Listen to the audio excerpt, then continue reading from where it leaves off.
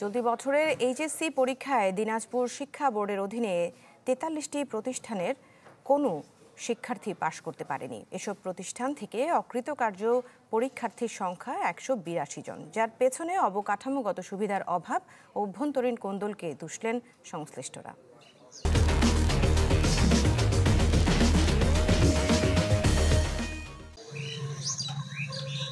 নীলফামারী সদরের লক্ষ্মীচাপ সৃজনশীল কলেজ।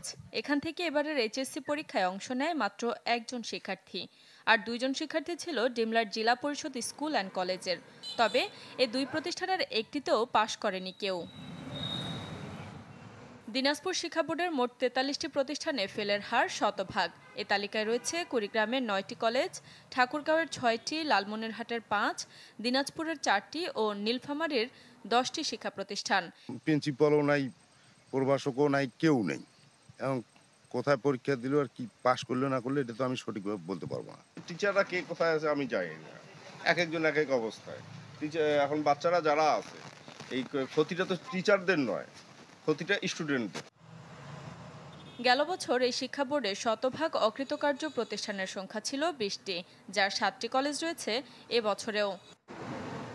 যদিও এ বিষয়ে সংশ্লিষ্ট প্রতিষ্ঠানগুলোর কাছে ব্যাখ্যা চাওয়ার কথা জানালেন বোর্ডের চেয়ারম্যান। প্রতিষ্ঠান প্রধানকে ডেকে আমরা তাদের সাথে মত বিনিময় করবো, তাদের কাছে আমরা জানতে চাইবো, ব্যাখ্যা চাইবো যে কেন তারা এরকম করেনি। তারপর আমরা পরবর্তী অ্যাকশনে যাব।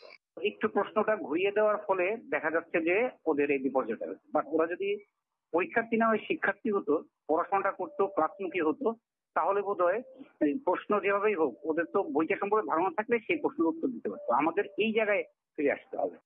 লেখাপড়ার মানোন্নয়নে শিক্ষক, অভিভাবক ও শিক্ষার্থীদের আরও সচেতন হওয়ার পরামর্শ দিলেন শিক্ষাবিদরা। Desk report, channel 24।